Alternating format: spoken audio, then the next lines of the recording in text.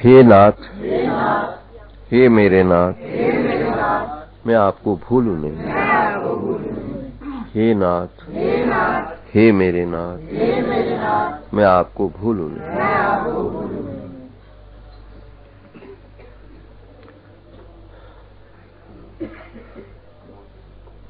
मेरा विश्वास का मंदिर,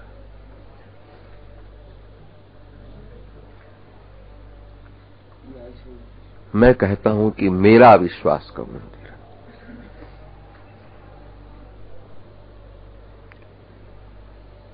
बोलना सबको चाहिए, मेरा विश्वास का मंदिर।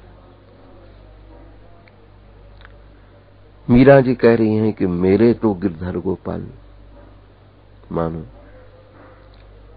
उस अद्वैत सिद्धांत का प्रस्तुतिकरण कर रही है। प्रातःकालीन हम संत दर्शन में बता रहे थे, चिंतन कर रहे थे। पहले तो संत कौन है ये पहचानना बड़ा मुश्किल। वेशभूषा में तो बहुत सारे घूम रहे हैं, लेकिन कबीरे को कौन पकड़े कि कितना बड़ा संत है। उसको तो साहिब नहीं पकड़ा जाएगा, उसका प्रचार सारे विश्व में परमात्मा ने किया। वहां कौन पकड़ पाएगा जो नून चून के चक्कर में पड़ा हो, ताना बुन रहा हो और उसी से रोटी खाता हो, कपड़ा बुन के। उनको कौन कहेगा कि ये संत है। भेष वालों को तो कह देंगे संत सामने से जा रहा है, महात्मा जा रहे, साधु जा रहे, लेकिन कबीरे को कौन संत मानेगा। चमार को कौन कह दे संत है, घर में रह रहा है और वो जूता काट रहा है, उनवाणी में आ रहा है, गुरुवाणी में उसको दिया गया। लगता है संत की पहचान भी भगवंत के पास रहती है। सब कौन जानेंगे। श्री कह दिया राम ही केवल प्रेम प्यारा, राम ही केवल प्रेम प्यारा। जान ले हो जो जानन हारा, जान ले हो जो जानन हारा। एक वही है, उसको जानो कि वो सबको जानता है, उसको सबका पता है कौन संत कहां है। एक भगवान ही ऐसे हैं कि जिन्होंने वेशभूषा नहीं देखी। हम लोग तो वेशभूषा देख के मानते हैं, लेकिन भगवान तो मानते हैं, कोई और प्रसंग भगवान ढूंढते हैं। क्या वेशभूषा देखी शबरी की उसने कि उनके द्वारे पर पहुंच करके और भिखारी बन के खा रहे हैं महाराज। क्या वेशभूषा देखी थी विदुरानी की कि जहां छिलका खा रहे हैं केले का। इसलिए समझना मुश्किल है कि संत किसको कहते हैं। संत को भी भगवंत जानता है महाराज, बड़ा मुश्किल। कौन समझे कि विभीषण इतना बड़ा भक्त है, लंका नगरी में रावण ही नहीं पहचान पाया कि इतना बड़ा भक्त है जो भगवान इसको अपने गले लगा लेगा। और इसके संकल्प से ही हमारा कुल सहित वैकुंठ को चला जाएगा। कैसे जान पाए कि ये संत। क्या हिरण्यकश्यप क्या जानता था। मेरे घर में एक आया हुआ जो मेरा पुत्र ही कहलाया जा रहा है, प्रहलाद, ये मेरे सारे कुल को ऊपर ले जाएगा, इतना बड़ा संत है। राक्षस कुल में तो आखिर राक्षस ही आते हैं, लेकिन ये भी प्रसंग नहीं कहा जा सकता है। इतिहास बताता है कि राक्षस कुल में भी परम भक्त आ सकता है। इतना ही नहीं, पशुओं में भी परम संत आ सकता है। गीधराज जटायु क्या वेशभूषा थी उसकी, भगवे पहन रखे थे, धोती पहन रखी थी, तिलक छाप था, क्या था उसको। और जिस समय वन की यात्रा में भगवान ने गीधराज को अपनी गोद में लेकर, न रोए वन गमन में श्री पिता की वेदनाओं पर, श्री पिता की वेदनाओं पर, गिद्ध को गोद में लेकर स्वयं आंसू बहाते हैं, गिद्ध को गोद में लेकर स्वयं आंसू बहाते हैं। किसको ये पता हो सकता है कि पशु के रूप में भी छिपा हुआ भगवान का इतना प्यारा भक्त है, तो उसको गोद में लेकर रोते हैं। वन गमन के समय पिता कितना रोता रहा, दशरथ उसको देखा ही नहीं, परवाह ही नहीं करी, वहां रोना नहीं आया उसको।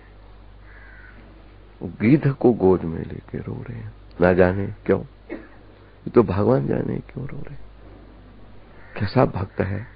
किसी कर्म से मुझे तेरा फैसला देना पड़ा कि तुमको पक्षी बनाया था, गिद्ध पक्षियों में भी आमिष भोगी बनाया, लेकिन अब तेरा वो सजा खत्म हो गई, समय उसका पूरा हो गया। अब उसका भक्तराज तू तो मेरा भक्त है, क्यों?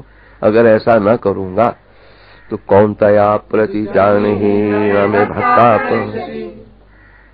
हे कौंती पुत्र अर्जुन, मेरी की हुई भक्ति नष्ट नहीं हो सकती। विश्व को बताना है कि पशु और पक्षी के रूप में भी कोई आ गया है, मेरा भक्त कर्म से वहां भी चला गया है, मैंने उसको भी गले लगाया समय पाकर। जब उसका समय सजा का पूरा हो गया, क्यों?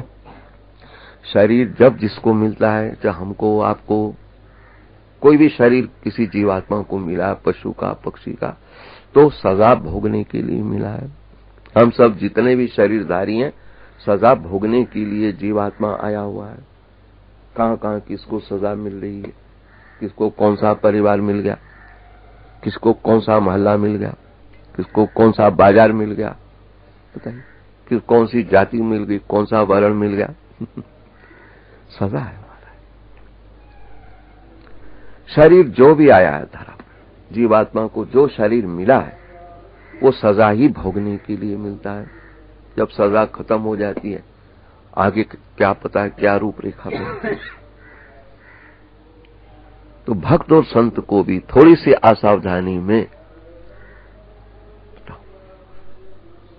कोई कंसेशन नहीं। कर्म पर इतना बड़ा भक्त भी गिद्धराज जटायु के रूप में पड़ा दिखाई दिया भगवान को, ये मेरा भक्त है।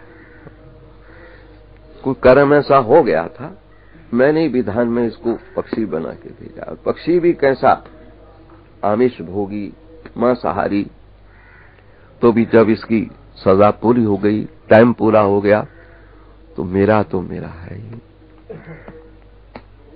हम सब लोग घूम रहे हैं ना, जिस जिस योनि में, जिस परिवार में, जिस जाति में, वर्ण में, भगवान ने हम पर भी कह रखा है, सबके लिए कह रखा है, ममेवांशो जीवलोके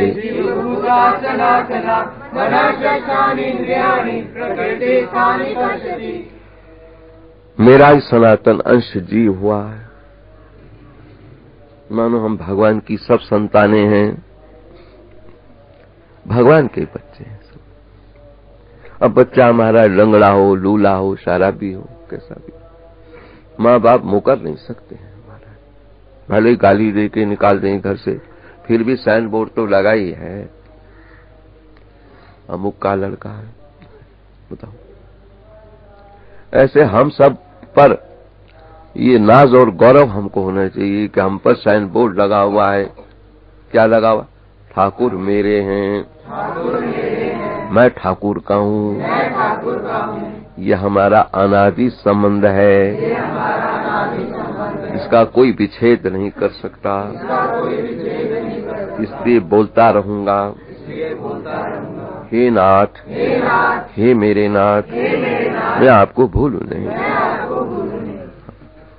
अगर गोविंद कहीं मैं भूल भी जाऊं तो मुझे पता तू तो मुझे नहीं भूलता। किसी योनि में तूने मुझे नहीं भूला। सबसे निकृष्ट से निकृष्ट भी योनि में गया हूं, सांप में गया हूं अथवा शुकर में गया हूं। तू ना वहां प्रबंध करे तो मुझे खाना कहां मिलेगा। मेरे गुण स्वभाव के अनुरूप कर्म से तूने मुझे कुछ भी बनाया, लेकिन मेरे गुण स्वभाव के अनुरूप मुझे खाना भी खिलाया है, मुझे परिवार भी वैसा दिया है। फिर तेरी दया का तो कोई अंत ही नहीं दिखाई देता। हे नाथ, मेरी बदकिस्मती है, तेरे करम से बेनयाज,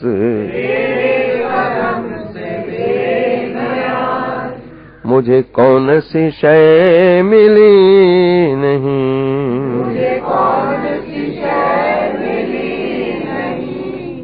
झोली ही अपनी तंग थी,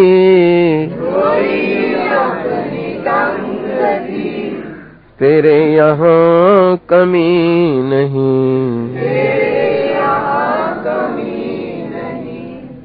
मेरे कर्म में। जैसे अब हम यहाँ बैठे हैं, जब से बैठे हैं 49 साल हो गया, 50वां साल पूरा होगा हमारा 2004 में।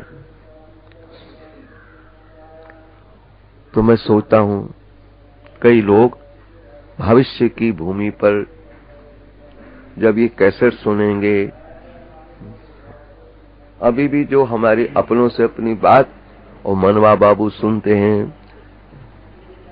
कहते हमको क्या पता था, हम पूरा लाभ नहीं ले पाए, समय हमारा चला गया। ऐसे मानव जीवन के क्षण जब चले जाते हैं, अधिकार चला जाता है, शक्ति चली जाती है, तब फिर एक बूढ़ा भी रोता दिखाई दिया, जब मेरे पास अधिकार था मैं कुछ कर ना पाया मोह के कारण।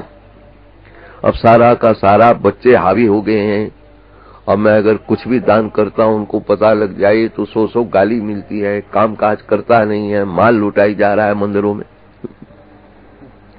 आश्चर्य, मेरा लाइसेंस ही कैंसिल हो गया।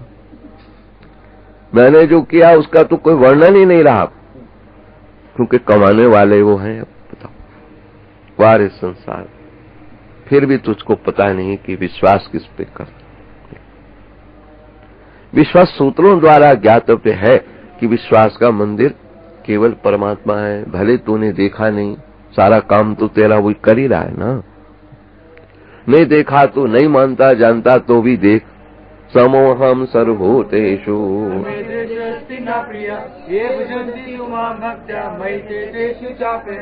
सामान्य कृपा तो सबको मिल ही रही है भगवान।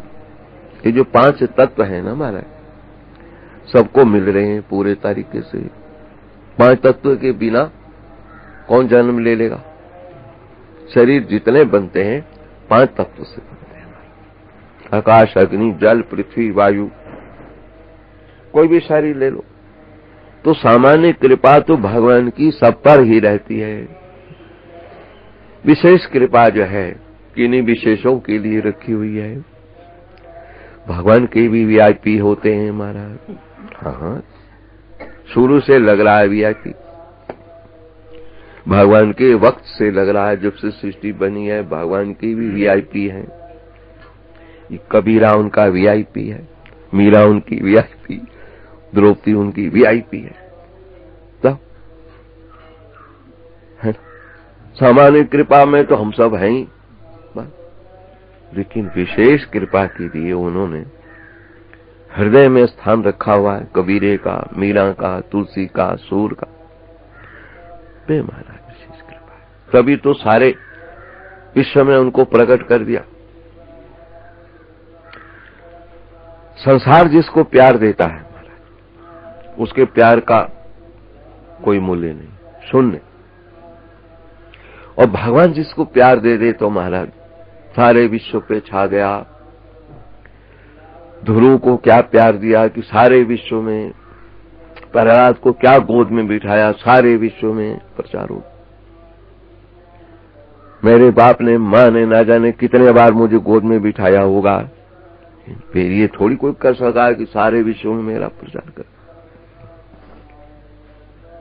वारे विश्वास का बिंदु परमात्मा तो ये कैसा है, जिसको तेरा प्यार मिला है उसको सारा संसार जानता है, नहीं देखा तो भी जानता है। और जिसको संसार का प्यार मिला है, गोविंदाय नमो नमः,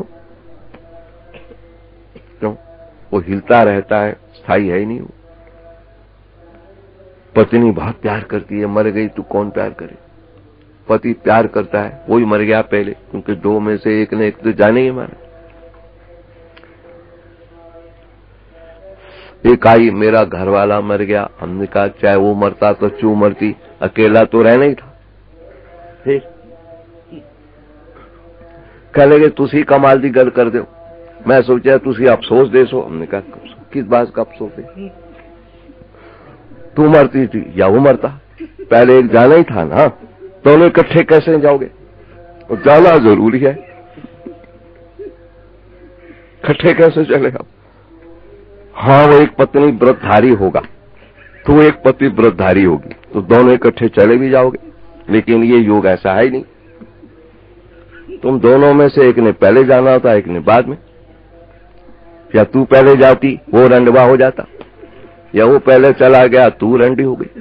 फिर क्या हुआ, कहता तुसी ते कमाल दी गल कर दो, थोड़े नाल गल कर दे बेकार है। कहा ले तू प्रसाद ले, बादाम काजू खिलाए, चली गई। खुश करके भेजा महाराज। भीतर भीतर तो जरूर चोट लगी होगी कि बाबा ने अफसोस नहीं दिया। भाई किस बात का अफसोस देने, हमको श्री कृष्ण कह रहे हैं अशोचानन शोच। क्या वो रो रही थी, फिर उसको हंसा भी दिया। फिर हम लोगों के पास महाराज रोना धोना कुछ नहीं, तुम्हारे वाला रोना धोना नहीं, हर वक्त हंसना है, हर दशा में।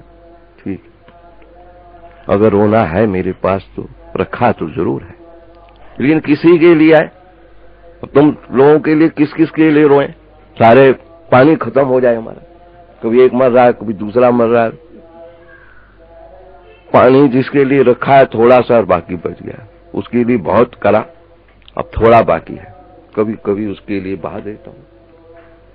तुम लोगों के लिए अब रोज ऐसे आ जावे, अमुक मर गया तुम भी रो हम भी रोए, कहां से पानी लावे इतना मर, हमसे नहीं रोया जाता। बात सच बात, हमारे पास रोने के लिए एक काम है। कभी एकांत में, जब कभी अपने इतिहास का चिंतन करता हूं,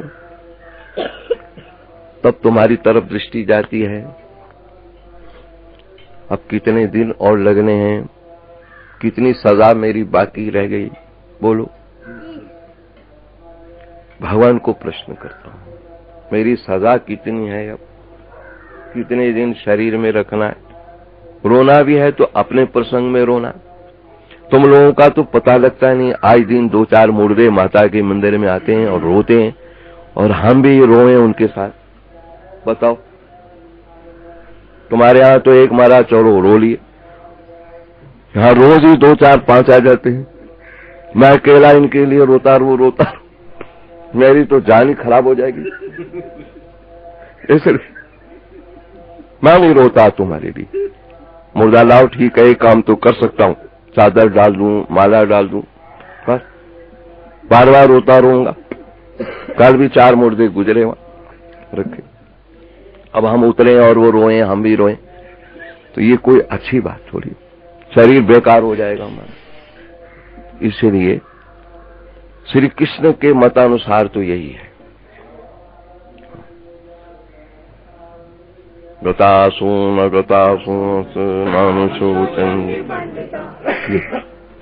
गीता जी का प्रथम श्लोक ही, अर्थात गीता जब आरंभ होती है तो यहीं से होती है। भूत का पश्चाताप मत करो,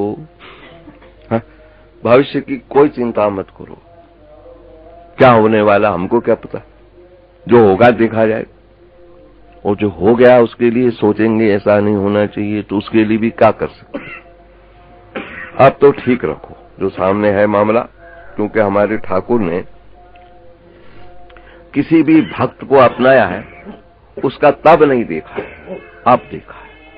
सन्मुख होई जीव मोहि जब ही, सन्मुख होई जीव मोहि जब ही। कोई पूछे कि भगवान कब कैसे मिलते हैं, तो पहले तुम बताओ तुम कब कैसे मिलना चाहते हो उससे, उसकी बात छोड़ दो। तुम्हें कब फुर्सत है? भगवान को तो हर समय फुर्सत है। क्यों? जिसके मुख अनंत, सर्वत्र पाणिपादम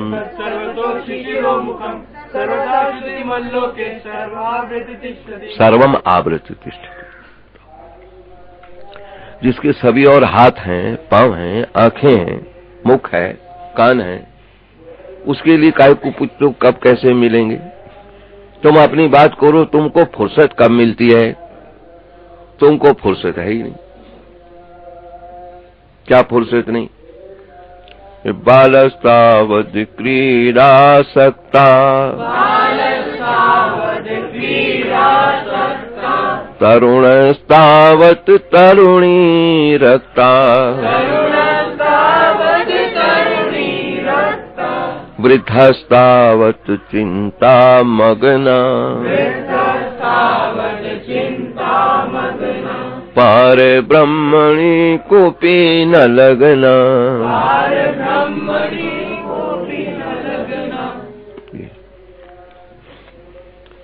तुम्हें फुर्सत ही नहीं मिली, भगवान के भजन के लिए फुर्सत ही नहीं मिली। काम ही ऐसे तुम्हारे सामने लगे रहे, उनके लिए फुर्सत नहीं मिली। कई आते हैं ना, अब तो तुम समय निकाला करो कुछ, अब तो तुम्हारे लड़के बड़े हो गए हैं, सब काम संभाल रहे हैं, कहते क्या करें फुर्सत ही नहीं मिलती। फुर्सत ही फिर कब कैसे मिलेगी फुर्सत? मानव जीवन में भी यदि फुर्सत नहीं मिली कब मिलेगी? क्यों? मानव के अतिरिक्त जितनी भी योनियां हैं सब पराधीन में पड़ी रहती हैं, परतंत्र पड़ी रहती हैं। सवेरे गवें बंधी आती है, महाराज रस्सियां बंधी होती हैं गले में, सबको रस्सियों से बांधा जाता हूं। हर योनि में तुम्हारी पराधीनता ने तुमको स्वतंत्र नहीं होने दिया, हथकड़ियों में पड़े रहे सब योनियों में। और मानव जीवन इतना सुंदर रूप मिला है, उसमें भी तू परमार्थ कर रहा है कि फुर्सत ही नहीं है। अरे फुर्सत कब किसको मिली है? यहां पर भोगों से कब फुर्सत मिली है? हमारा इन विषयों के भोगने में किसको कब फुर्सत मिली है? वो तो जब कभी निकाली है फुर्सत, कोई ऐसा प्रसंग छू गया है, उसने अपने आप फुर्सत दे दी। कहीं ऐसे देखे फुर्सत नहीं, एक्सीडेंट हुआ, हॉस्पिटल पड़ा, महीना 2 महीना पड़ा रहा, हम पूछने के अब कैसे फुर्सत निकल गई? फिर क्या कहता है, भगवान ऐसी किसी को फुर्सत न देवे। जब तो उसको वैसे ही फुर्सत नहीं मिल रही तो अब तो मिल गई, अभी कर ले भजन। कहता भजन कहाँ होता है? क्यों? बड़ी दर्द हो रही, हा कर रहा, हम तो भागे वहां से, हमने कहा इसका दिमाग और ये सिर पड़ रहा मेरे, और आप कैसे फुर्सत मिल गई तुमको? कहता भगवान ऐसा किसी के साथ ना करे, हमने भगवान ने थोड़ी कराई, भगवान किसको क्या करेगा? भगवान को एक ही काम है हमारा, मया अध्यक्षेण प्रकृति सूयते सचराचरम।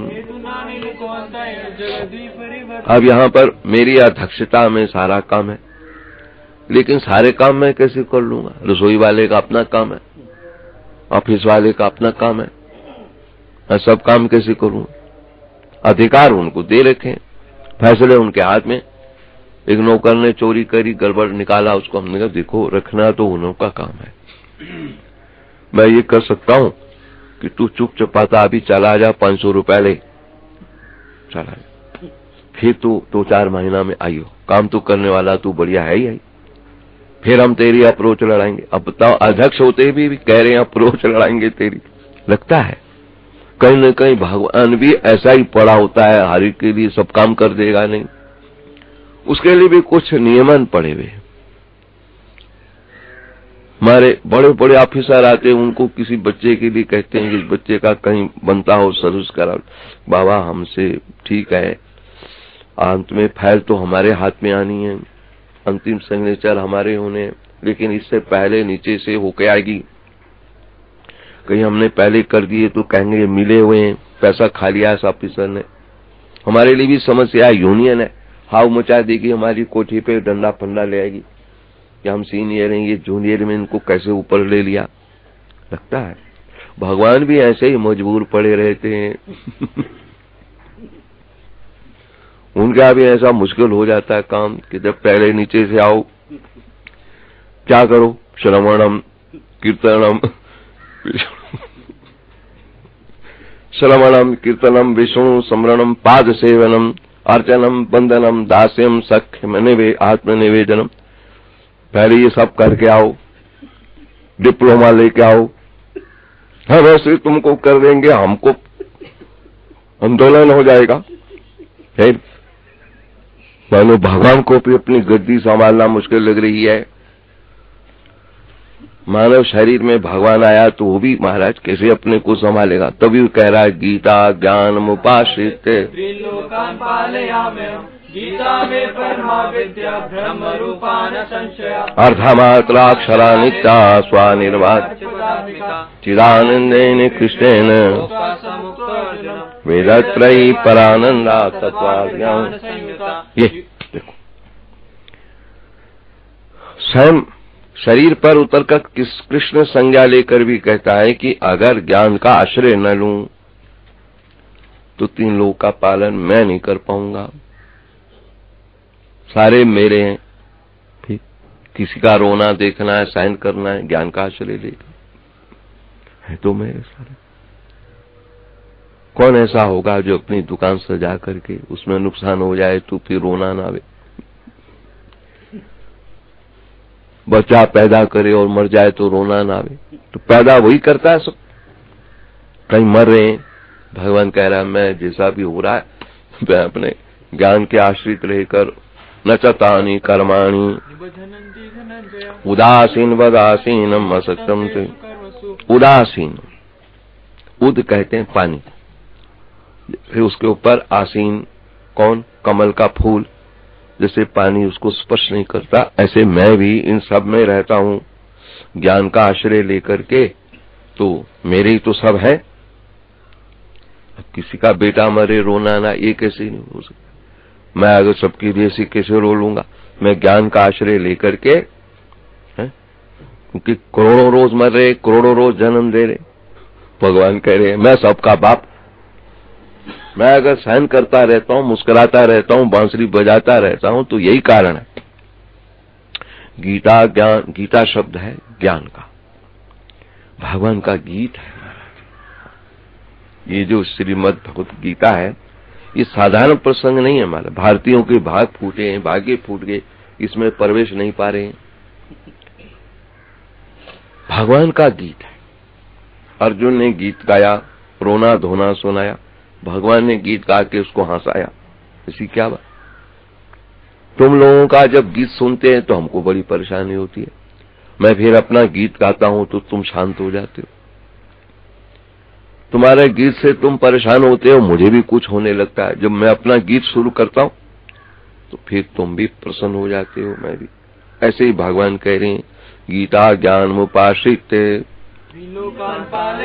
तीनों लोगों के पालन का यदि मेरे ऊपर दायित्व है ना, बोझ पड़ा है ना, मैं ज्ञान के द्वारा उसको संभालने में लगा रहता हूँ।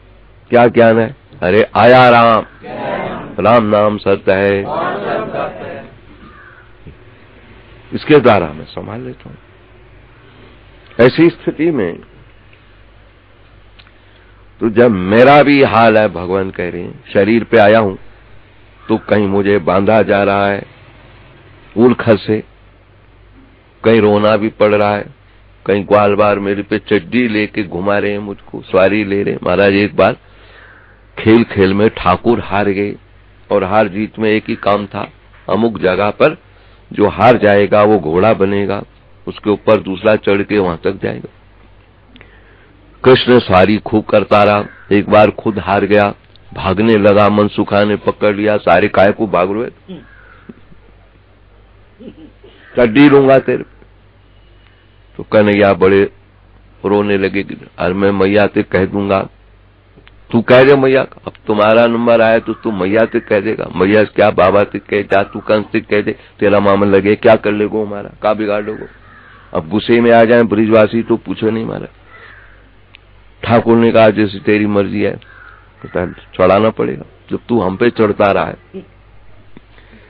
भक्त जब भक्ति की पराकाष्ठा पर पहुंचा है तो कहते अब तेरी खैर नहीं है, विष पीऊंगा, तुमको बुलाऊंगा, आना पड़ेगा, नहीं आएगा तो तूने मुझे क्यों परेशान किया। जब तुम्हारी बनी तो तुमने मुझे खिलौना बना करके खिला, अब मेरे हाथ में आ गया राज, अब तेरे को खिलौना बनाऊंगा, विष पीऊंगा, तुझे बुलाऊंगा। बता रहे थे हम परसों के प्रसंग में, शायद पहले भी यहां सुनाया हो, एक भक्त राज शालिग्राम की पूजन में उसकी भक्ति इतनी ऊंची उठ गई महाराज, भगवान अब चाह रहे हैं कि इसकी परीक्षा कैसे लें। सपन दिया कि जल्दी से जल्दी शालिग्राम को अमुक मंदिर में छोड़या, नहीं तो तेरी घरवाली मार दूंगा। अब लगन इतनी थी, मार दे घरवाली को, मुझे क्या प्रयोजन है उससे। जिस समय भगवत आकार बुद्धि हो जाती है तो उस समय सारा संसार बेकार लगने लगता है, मार दे, छोड़ूंगा नहीं तुमको। देखते ही देखते घरवाली की मृत्यु हो गई, मारा प्रत्यक्ष प्रमाण हो गया। फिर स्वप्न आया, सीधी साला से मुझे शालिग्राम को वहां छोड़ा, नहीं तो तेरे बच्चे सब खत्म कर दूंगा। खत्म कर दे, जो होगा देखा जाए। एक एक करके सारे प्रसंग जब समाप्त होते गए तब फिर अब स्वप्न आया कि कल के दिन है ऊपर बिजली जो है आकाश से बादल गरजेगा, बिजली तेरे सिर पे गिरेगी।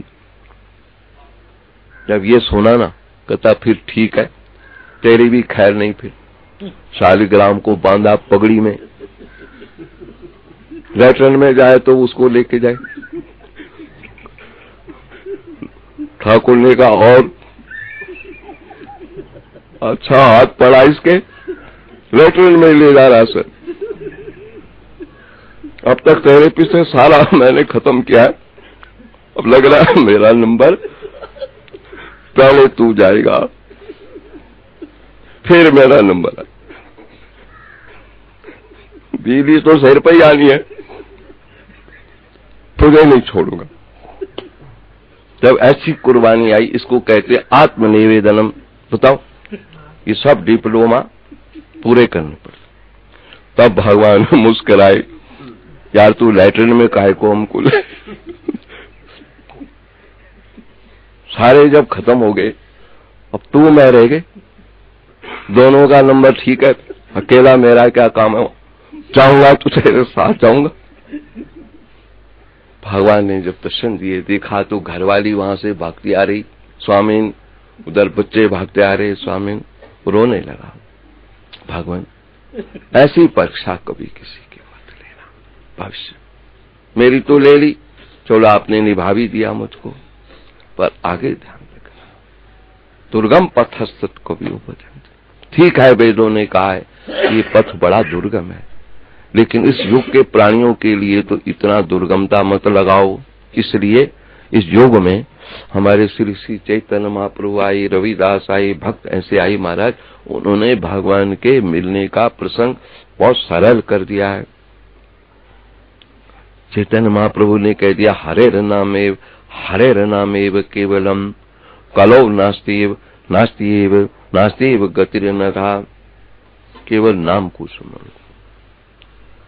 तो संत तुलसी ने उक्ति लगा दी, कलयुग केवल नाम आधारा,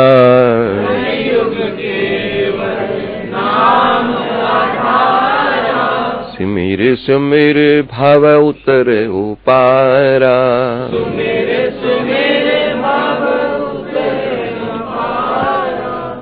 अब तो भैया तुम्हारे हमारी यहाँ पर सेवा कार्य में कितने दिन और रहेंगे? कहा तो 230 दिन।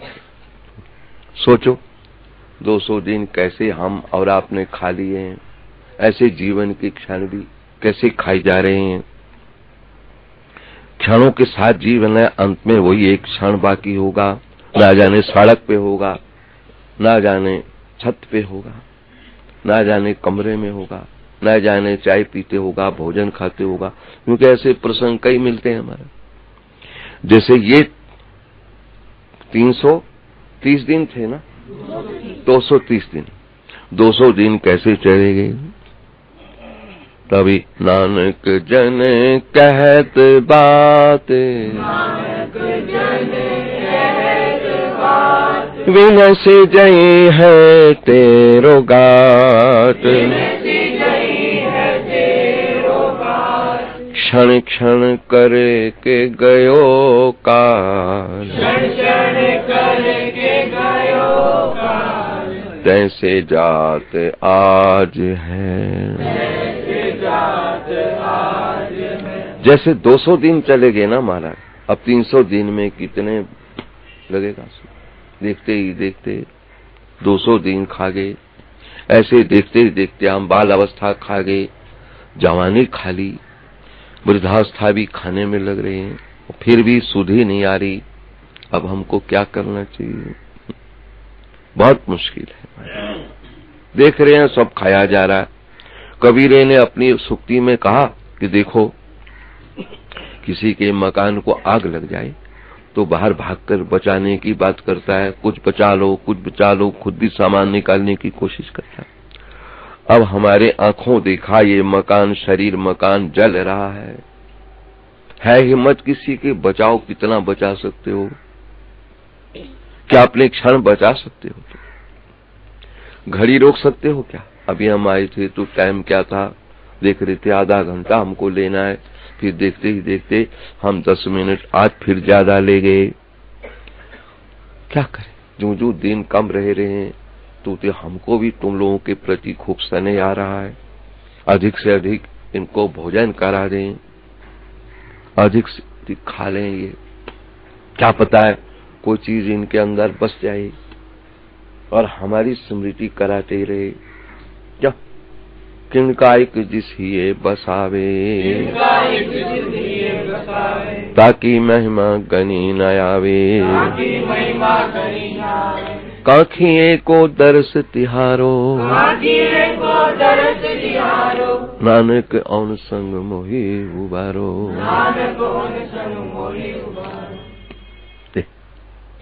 है कठिन यात्रा, बड़ी कठिन है, समय ना बड़ा कठिन है। अजब तेरी पहेली है कि सुलझाना ही मुश्किल है। ना जाने तुम कौन हो, मैं कौन हूं, क्या पता है कहां से कैसे संबंध बन के यहां करके हम बैठ गए। जैसे एक नौका में कहां से बैठे होते हैं, नौका पार होते ही सब अपने अपने कहां चले जाते हैं। एक वृक्ष पर इकट्ठे रात को पक्षी बैठते हैं, सवेरे होते ही सबके प्रारब्ध में कहां जाना है। एक मकान में सब इकट्ठे सोते हैं, सवेरे कहां किसको जाना है, किसकी कर्म भूमि हॉस्पिटल पड़ी है। अब आज सवेरे की ताजी खबर है तो परसों का बात, लेकिन आज ही बताया उन्होंने। यहाँ एक ऐनक वाली बैठती थी कपूर साहब के घर से। कपूर साहब जो यहाँ आसन वासन भी कराते थे, सवेरे आए वो, उन्होंने बताया कि परसों मेरी गृहिणी को जो आपका सत्संग छोड़ती नहीं थी, रोज आती थी, मुझे भी वही लाती थी, कार चला के आती, कार खड़ी करते दोनों इकट्ठे आते। उसको मोटरसाइकिल ने मारा है, घुटना ही टूट गया है, क्रैक हो गया है, क्रैक। डॉक्टर कोहली ने उसको प्लास्टर 3 हफ्ता का फिलहाल चढ़ाया है, फिर उसको चेक करेंगे। अब घर में पड़ी है, आपकी याद में रो रही है, सत्संग कैसे मिलेगा आज का। मेरा फिक्र मत करो, कैसे टैप होती रहेंगी, वही आप सुना देना उसको। अब 1 महीना रह गया था, कोई सत्संग छोड़ा नहीं उसने, आपका विश्वास का मंदिर हमने कहा ये आप कैसेट में मिल जाएंगे, ना जाने कब क्या होता है पता। एक क्षण का जिसका पता ना हो उसको जीवन की आशा बंद करके संसार में रहना, मैं सोचता हूं कि मूर्खता का ही परिचय है। हर क्षण में हर वक्त भगवान को भूले नहीं। हे नाथ, हे मेरे नाथ, मैं आपको भूलूं नहीं। तो यहीं विश्राम दे दे। 15 मिनट ज्यादा ले लिए, परंतु क्यों लिए? तुम लोगों को देखकर तुम लोग बड़े प्यारे लग रहे हो, एकाग्रता से सुन रहे हो। मैं सोचता हूं चलो चिड़ी चौंच भरे ले गई। नदी ना घटियो नीर, दाने दिए धन ना घटे, कह गए दास कबीर। ठीक है, ऐसी स्थिति में मैं सोचता हूं चलो हमारे इस चिड़ी के रूप में आके कुछ हमसे ले रहे हैं, इनका पेट भरता है, उससे काम होता है, मुझे क्या फर्क पड़ जाए, मेरा तो सागर है। जिस अनंत सागर से मैंने संबंध स्थापित कर रखा है वहां तो कमी पड़ने नहीं। भगवत पारायण बुद्धि को क्या कमी है हमारा? कितना कर ले हम, कितना दान कर लें, पुण्य कर लें, कुछ कर लो महाराज। अब टाट वाले बाबा का भंडारा आज था, बड़ी बड़ी तैयारियां थी। जिन माताओं ने मेरी गुफा का दर्शन नहीं किया था उसके लिए मैंने फ्री एक बस कर रखी थी। जब मैं अपने आप टिकट रखूंगा, उन्हीं को दूंगा जो अब तक गुफा नहीं देख पाई, उनको दिखाऊंगा। ये सब अब वहां पुलिस का पहरा लग गया। राजा जी पार्क में जितने भी आश्रम आ रहे हैं, 31-30 आश्रम सारे सील हो गए। वो गुफा हमारी भी सील हो गई जिसमें हम रहते थे, वहां सब बंद लग गया। कोई भंडारा फारा नहीं होगा यहाँ पर। सारी बनाई हुई योजना हमारी वहीं की वहीं रह गई। मालपुए मंगाए थे मथुरा से, वो आ गए। उधर ऑर्डर दे रखा था गजक का, वो आ गया कुमार स्वीट वालों का। उधर ऑर्डर दे रखा था पैठे का, वो भी चला आया। सब सामान तैयार है। तो हमने सोचा चलो टाटवाला के बाबा के नाम से यही महात्माओं संतों को भोजन करा देंगे, उनका नाम से भोग ला। तुम लोगों को भी निमंत्रण है, जैसे वहां जाना था, यहाँ के थोड़ा थोड़ा किरण का बाबा के नाम से पालन।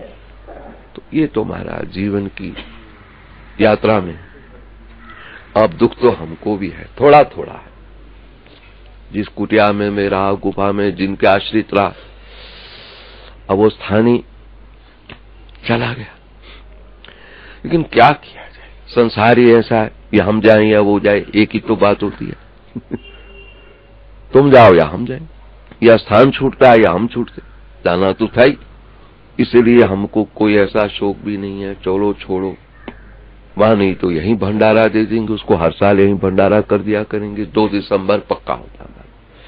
आज टाटवाले बाबा के भंडारे में जिन जिन्होंने जाना था वो भी आने का प्रयास करो, जिससे कि यहाँ महात्माओं संतों की सेवा ठीक हो जाए हमारी। उनके नाम से करेंगे आज भंडारा।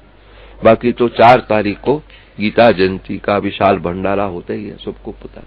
बहुत निकट प्रसंग आ गया, आज टाटवाले का कर देंगे और परसों फिर गीता जयंती का तैयारी खूब हो रही है हमारा। इसलिए सब लोग हमारे इस कार्यक्रम में निमंत्रित हो।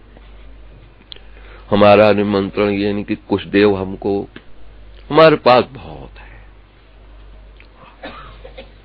बहुत कमी नहीं है। किसी ने दिया तो वेलकम, नहीं दिया तो वेलकम, हमको इससे क्या प्रयोजन। जब लेखा जोखा में सब पूर्ण मिलता है हमको, तो फिर हम कैसे कह दें यहाँ कमी है। इसलिए आओ, महात्माओं की सेवा भी करो, दर्शन भी करो, और उसके बाद उनके नाम से प्रसाद भी ग्रहण करो। ओम गीता शास्त्रमिदं पुण्यं या पठेत् प्रयता